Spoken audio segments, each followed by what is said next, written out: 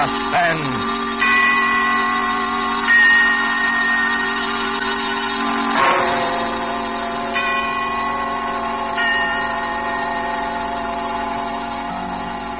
This is the Man in Black, here again to introduce Columbia's program, Suspense.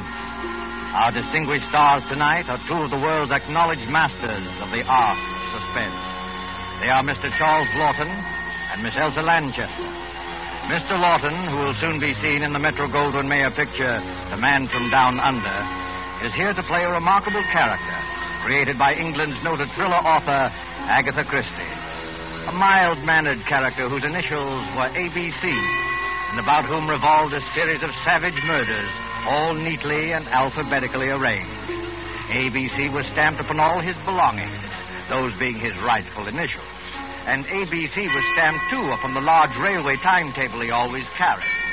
But there was nothing so odd about that detail, since no traveler in the British Isles would dream of planning a journey without consulting this famous railway schedule, the ABC. And so, with the ABC Murders by Agatha Christie, written for radio by Robert Tallman and William Spear, and with the performance of Charles Laughton, we again hope to keep you in suspense.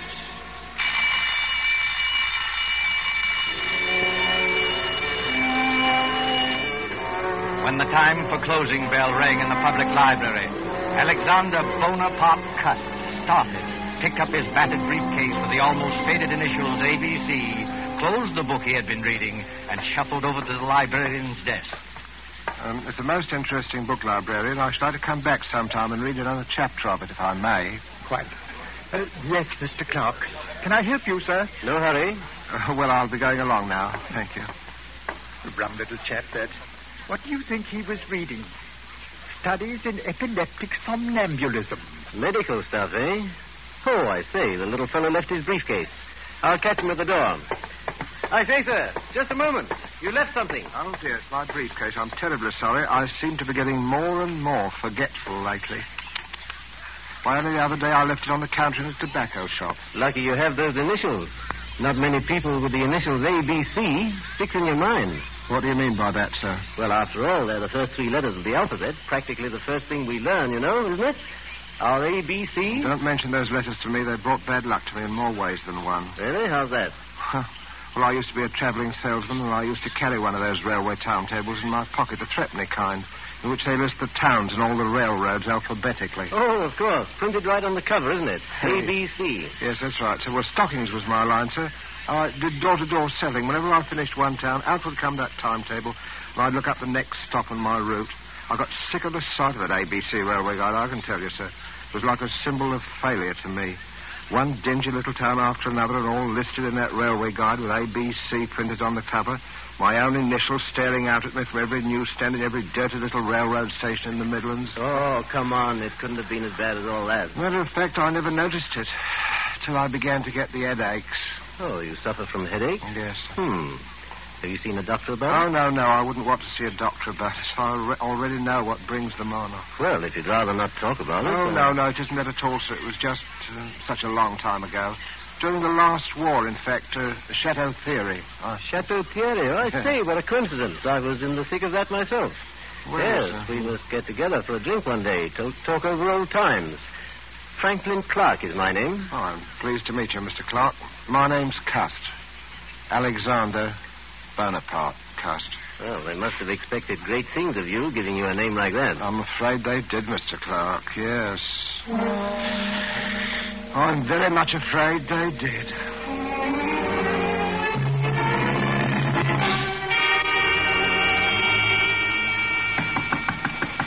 Mr. Cust. Oh, Mr. Cust. Who is it? It's me, Mr. Cust. I brought you up a spot of tea. Oh, it's you, Miss Marbury. That was very thoughtful of you. Oh, nonsense. You know Mother dotes on you. Oh. You're her favourite lodger. In fact... Why, Mr. Cust, you're packing your things.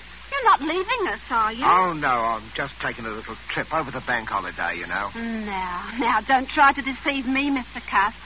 You're embarrassed about owing us, aren't you? No. You needn't be, Mr. Cust. Really, you needn't. Oh, you are a nice girl, Miss Marbury. You really are a nice girl. As a matter of fact, I'm not going just for the bank holiday. I've something rather important, some very important matters to take care of. You know, it's very possible that my mother didn't have me christened Alexander Bonaparte. Cast for nothing.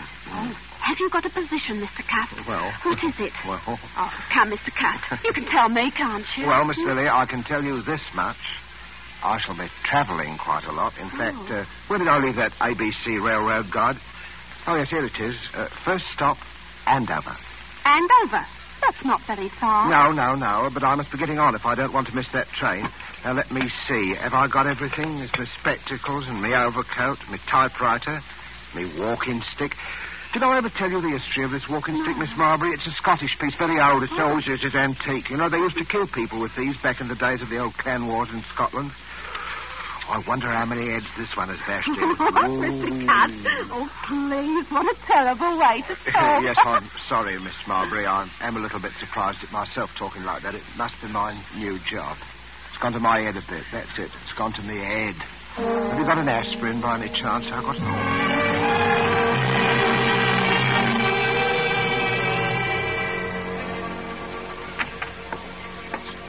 Yes, gentlemen.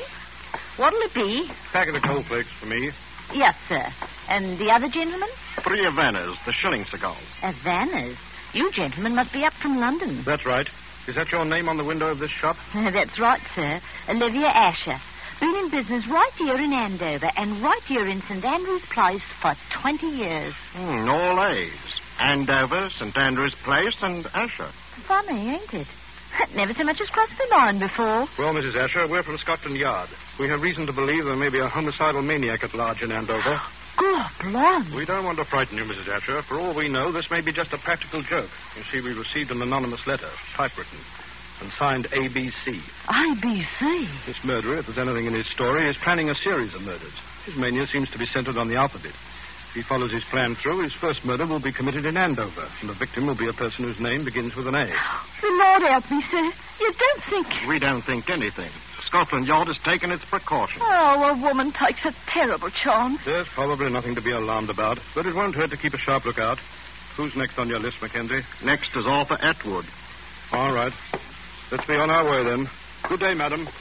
Don't worry. Thank you, sir. And good day to you, sir. A murdering lunatic in Andover of all places.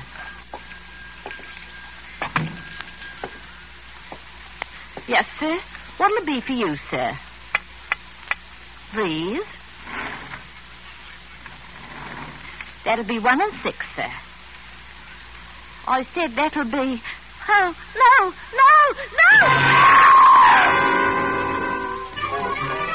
Exciting newspaper, sensation, homicidal maniacs in Andover, alphabet murderer to strike next suspected, latest on ABC. Oh, boy, let me have one of those. Yes, sir. Newsstand, sir. Both. Here you are. Thank you, sir.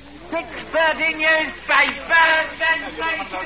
Nasty business, eh, mister? Oh, yes, very, very. You never know with lunatics. They don't always look bomber, you know. Sometimes they look the same as you or me. Eh?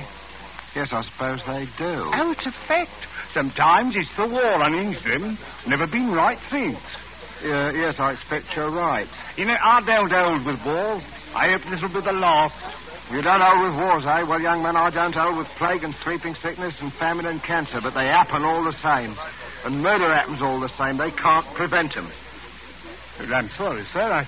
I expect you had a rocky time of it in the last one, eh? Yes, my poor head's never been the same since. I get terrible headaches. Oh?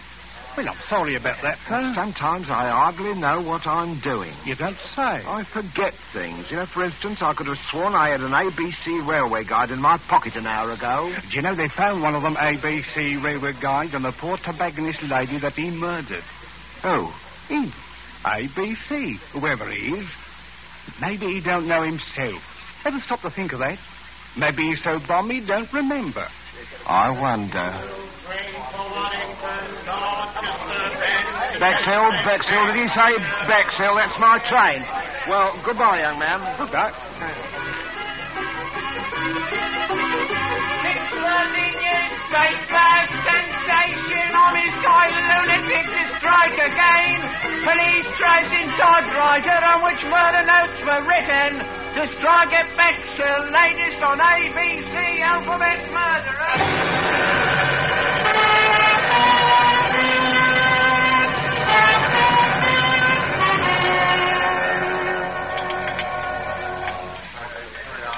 Your order, sir?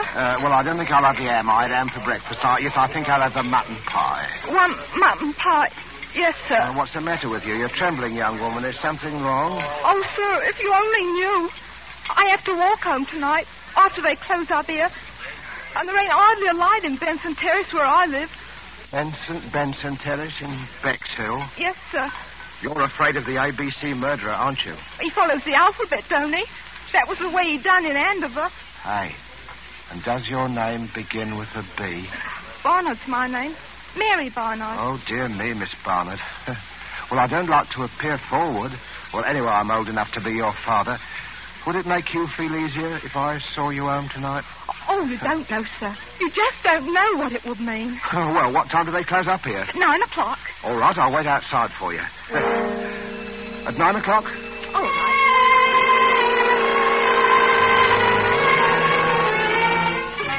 Ladies, waitress brutally murdered in Bexhill. ABC strikes again. Sir, Scotland Yard receives third murder note. Alphabet murderer to strike again in Cheston. Yes, sir?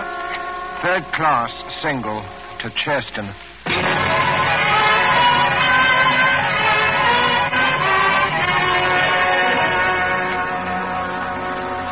Give me a pint of half and half, please. Yes, sir. There you are, sir. You up from London, sir? Yes, I come directly from London. Ah, salesman? Stockings is my line. Rough going these days, what with rationing, eh? Well. It isn't my old friend Alexander Bonaparte Coates. I'm sorry, I'm afraid I don't remember. We met in the library, remember? Oh, in London. Yes, had quite a talk. Yeah. Franklin Clark, remember? Yes, of course. You'll forgive me, Mr. Clark. My memory, it seems to be getting worse and worse. But you must have come under better times, Mr. Cuss. New briefcase, I see. Nice, bright, new initials. Well, I got a job shortly after I saw you, Mr. Clark, from Ballinger Limited. Stockings is my old line, you know.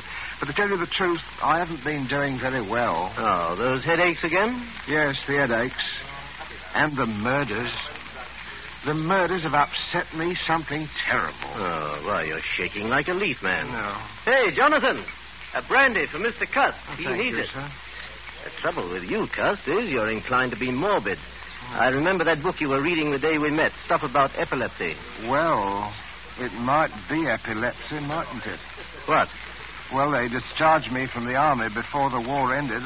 See, I had a kind of a fit, you know. And, Never had anything like it again, have you? No, I didn't have a fit again, just the headaches.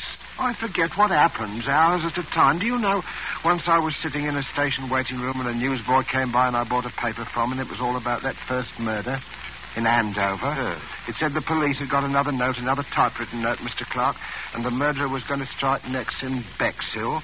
And suddenly I realized I was in Bexhill.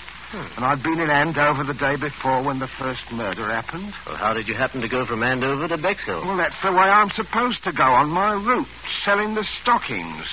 I'm supposed to take the towns alphabetically. Oh, well, then it's not so surprising you should have been in Bexhill after all, is it? Just a coincidence. Well, the waitress in Bexhill there, I walked home with her that night, Mr. Clark, the night she was murdered. Well, good heavens, Cuss, you don't think you killed Mary Barnard, do you? I don't know, Mr. Clark. It said in that book that people who have had epileptic fits often do things and don't remember them. They even commit crimes. I said good night to her, and after that I don't know what happened. The notes, those typewritten notes. Wouldn't you have remembered if you'd written them? I don't know. Well, now, I know a little something about psychology myself, Cuss. And I'd stake everything I own on the fact that the man who wrote those notes was conscious of what he was doing. Do you really think so, Mr. Clark? Positive of it. Now, pull yourself together, man. Incidentally, my sister-in-law lives here in Cheston. My brother is Lord Cameron Clark, and I happen to know she needs some new stockings. Oh. Pop over there in the morning, will you, and show the old girl your line? Oh. Here's the address. Might cheer you up to make a good sale. Oh, I'm sure it would, Mr. Clark. I'm sure it would. Well, good night, Mr. Clark, and thank you again for all your kindness. Good I'm night. sure, sir. Good night. Oh, wait a minute. You've forgotten something again. Oh, dear me, that's my typewriter. I shall certainly need that. Well, it's to type up my report to the Home Office in case I should make that sale tomorrow. Oh, of course. Oh, yes. By the way, Cus, better watch out. Somebody in Cheston is going to be murdered tomorrow. Aye? Old ABC is up to the letter C, you know, and your name is Cuss. Huh? Oh, I say, good heavens. Mine is Clark.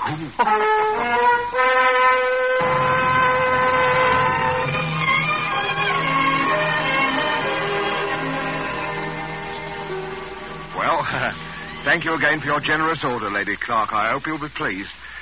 This line of woolen lined stockings is one of Ballinger's best buys right now, Lady Clark. My brother-in-law told me that you'd had some unfortunate times lately, Mr. Cuss. Yes. But I really did need the stockings, and I should... Hello again, Cuss. Hello, Oh, sir. stuffing myself with bacon and eggs. Make a sale, old boy? Oh, yes, Mr. Clark. Thank you very much. Good, good. Louise is filthy with money, and her ladyship's legs are in constant need of recovering. Oh, I wouldn't say that. Yes, really. She wanted the stockings. Well, thank you very much, my lady. I hope I shall have the privilege of serving you again next year. Goodbye, Mr. Cuss, and good luck. Cheerio, Cuss. Such a nice little man, Franklin. He's a bit off his nut, I'm afraid. Last night he tried to convince me that he was the ABC murderer. His initials, you know. He has minor lapses of memory. That little man a murderer? Oh, really, Franklin? Good Lord, what was that? Tell the maid. Where's that girl? What's going on? In the master's bedroom, milady. You better go with her, Mr. Franklin. Brothers, whatever are you doing here? Oh, my lady, the master, Lord Clark, is being murdered. Stabbed with a knife. He's all over blood. Murder? Oh. Good heavens. Why, look there on the floor. A railway guide and ABC. Take me out of here, Franklin. Oh, Louise, I'm sorry you had to see this. Oh, Cameron. My poor Cameron. Who never made an enemy in his life. The man who did this was a maniac. And I'm afraid I know who he is. He always carried a walking stick with a heavy carved handle. That's how the other murders were committed, with a heavy stick. But he wasn't carrying his stick today. Must have grabbed a knife up there somewhere to kill Cameron with. But when? Were you with him every minute? Well, I went upstairs to get my checkbook. It took me a little while to find it. That gave Cuss his opening. Oh, to think that all that time. Oh, no. No, I'll never forgive myself, No, Franklin. none of that now, Louise. The important thing now is to stop him before he can commit another murder. But what are you going to do, Franklin? I'm going to the police and see if they'll let me help. Let's have a look at this ABC railway guide he left beside poor Cameron. Look here. All checked. See there? Andover, Bexhill, Churston. Each with a check mark after it. Oh, where's the next one? See? See London. He's through with ABC, he's gone home, and I'm going after him.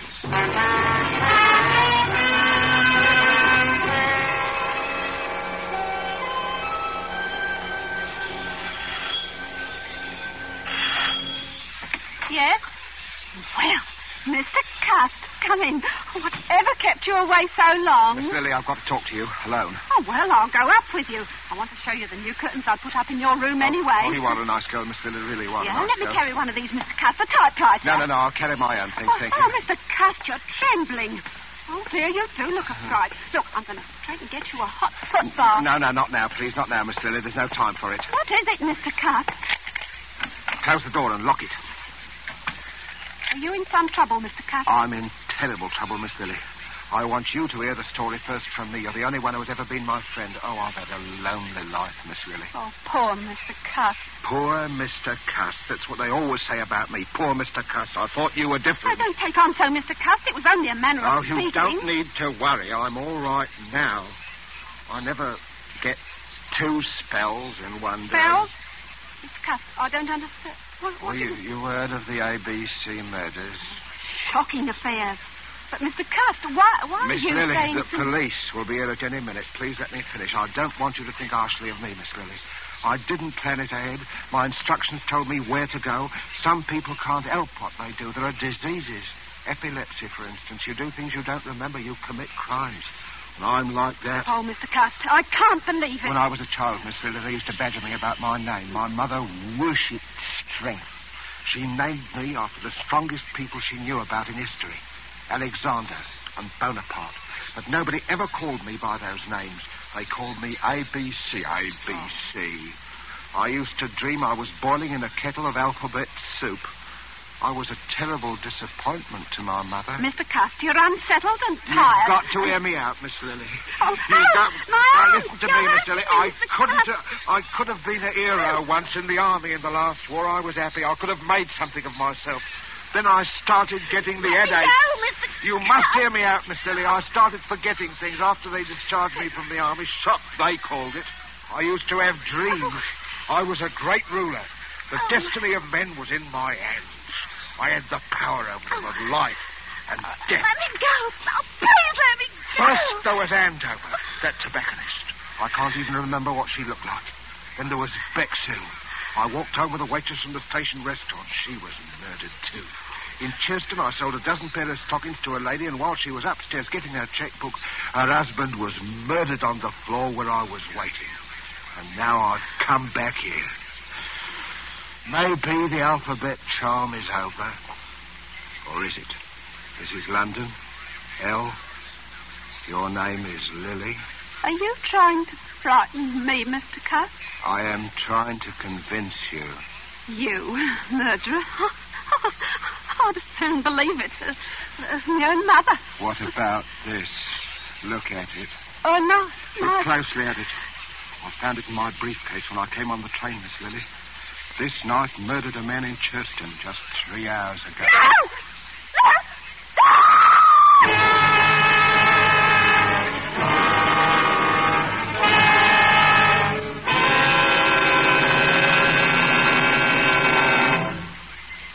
Oh, now, there, Miss Marbury. Don't take on so. You all and got pretty as you please in the next row. But he was such a nice man. I still can't hardly believe it. Is this the knife he threatened you with, Miss Marbury? Yes. We just got here in the nick of time, eh, Crum? Hey, that's a wicked-looking knife. It's the Churston murder knife right enough, Mr. Clark. No doubt of it. Well, let's take inventory. Typewriter, Checks with a murder note. walking stick, Same markings as on the heads of the first victims. and the psychiatrist's report says the murders were premeditated and the notes could not possibly have been written except by a person who was conscious and in his right mind. Well, that breaks down any idea Cust may have had of entering an insanity plea. Right. I think he'll sign the confession without any difficulty. Bring him in. Bring the prisoner in. Well, Cust, are you ready to sign your confession? I don't know, Inspector. A moment ago I was certain I must have done it. But why? That's what worries me. Why? Mr. Clark, why do you think I did it? You're wasting valuable time, Cust. I don't care why you did it. You killed my brother, and I want to see you hang for it. I don't care how balmy you are. You ought to be ashamed of yourself, talking to our Mr. Cust in that bloodthirsty manner. I don't know what's getting into the gentry, I'm sure. He tried to murder you, didn't he? Well, he couldn't help himself, poor thing. He's been terribly upset of late. You are a nice girl, Miss Lily. You are a nice girl. The murders were willful and premeditated. They couldn't have been premeditated, Mr. Clark. Why do you say that, Cust? Well, because I didn't go to any of those places of my own choice. I had my instructions from Bellinger's Limited. And those instructions were sent to me after the police got the warnings of the murders that were printed in the paper. There never were any such instructions. We ransacked all your things, Cust. There wasn't any letter of instructions, was there, Inspector? No. Oh, yes, there was. All right, we'll ring up Ballinger's. May I use your telephone, Miss Marbury? Oh, certainly, Inspector. The number is Regent 3313, Inspector.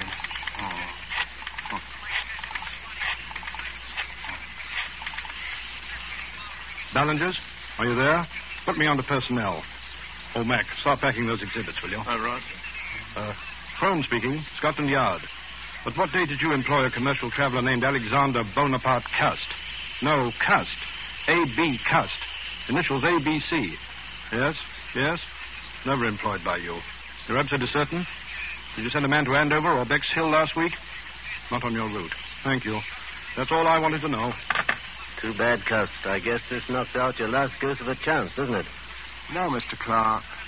Because, you see, the instructions were in a letter, and that letter is right in this room. Well, let's have a look. Come on, Mackenzie. Give me a hand. Let's go through these things again. It won't do you any good to look there, Mr. Clark. I have the letter. Would you like to see it, Mr. Crumb? It's here. Well, I'll be... Where did you get that? It wasn't on him, Inspector. I'll swear to that. Where did you have this in? Well, Inspector, it isn't generally known, but I do wear a small hairpiece. Not out of vanity, mind you. I find it necessary for the business. Let's see that letter. Oh, gladly. Dear Mr. Cust, enclosed find advance. Typewriter is being posted today. You will... What a lot of nonsense, Inspector. Look at the typeface of that letter. It's obviously written on Cust's typewriter. Yes, that's right, Mr. Clark. And the man who wrote that letter was the murderer. Cool as you like, he sent the typewriter to me and instructions on one of Bellinger's letterheads and the money and everything else. What kind of stunt are you trying to pull here, Cust? No stunt. It's just that when you made that telephone call, Inspector, and Bellinger said I'd never worked for them, I knew that the typewriter must have been sent to me by the murderer. And the more I thought about it, the more it seemed to me that the murderer must be Mr. Clark. What? Why, this is too utterly fantastic, Inspector. Really, Well, the murderer would have to know something about me. Something I'd never confided to anyone but to Mr. Clark about my headaches. I'd been reading a book in the public library, Inspector, a book on epilepsy, and it seemed to me that what I suffered during the last war might have been epilepsy. And it was on my mind, see? It said that epileptics might commit crimes and not remember them under certain conditions. Without that to go on, the murderer couldn't possibly have pinned the crime on me. That works two ways, Cust. You might have told me that story deliberately, just so you could cook up this story now. Well, I couldn't cook up your fingerprints, Mr. Clark. And I'll wager anything. Your fingerprints are on that letter. Oh, come now, really. Well, that's easily settled. We can do it right here. Won't take a moment. Take a set of Mr. Clark's fingerprints, Mackenzie. You examine the prints in the letter meantime. Right, Inspector. Just press your fingers down firmly on this ink pad, Mr. Clark. What is it, Mr. Clark? It's quite simple, really. Yes, it's so simple it isn't even necessary. I'm afraid this is necessary, Mr. Clark. Only a matter of routine, you know. But... I tell you it isn't necessary because Cust is right. I am the murderer. You? But wait, then... You killed your brother, Cameron Clark, so that you would inherit the estate? Yes, exactly. But the others, the A and B murders in Andover and Bexhill and... I committed them, all of them. Yes, but... Come now, gentlemen. Surely you'll give me credit for thinking this thing through. If only my brother, Lord Clark, had been murdered, I, being the only heir, would have had a lot of explaining to do. So I invented my own little crime wave to make it appear as though he were just one of the victims of a homicidal maniac. And I must say, it almost came off, thanks to the unknowing cooperation of Mr. Cust here. Thank you just the same, Mr. Cust. You're very welcome. Oh, Mr. Cust, I knew you couldn't be a murderer, not really. Oh, you are a nice girl, Miss Lily. Really, you are a nice girl. About those headaches, Mr. Cust, why don't you go to an oculist? Those headaches, maybe you just need a new pair of glasses. I think I'll do that, Miss Lily. Do you really think... Of course, I'll wager that's what's been the trouble with me all along. You know, you need someone to take care of you. Oh, I do, Miss Lily. I do, really. If only you... Oh, but no, you couldn't ever think... What, Mr. Cust? Well, I mean, Miss Lily, I was just thinking it would be really too much to ask anyone. Mrs. Alexander Bonaparte Cust.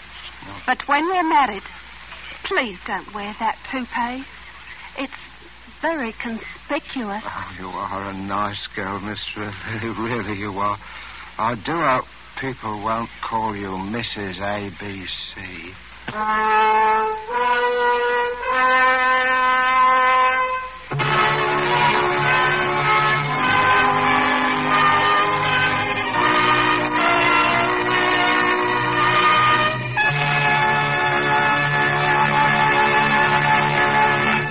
And so closes the ABC Murders, starring Charles Lawton with Elsa Lanchester and Bramwell Fletcher. Tonight's tale of suspense. This is your narrator, the Man in Black, who conveys to you Columbia's invitation to spend this half hour in suspense with us again next Tuesday, when Agnes Moorehead will return to our stage as star of the suspense play called She Overheard Murder Speaking.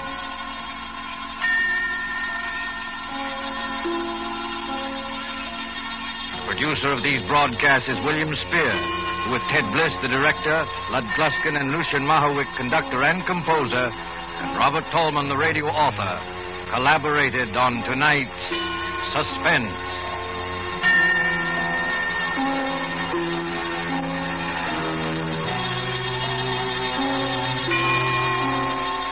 This is the Columbia Broadcasting System.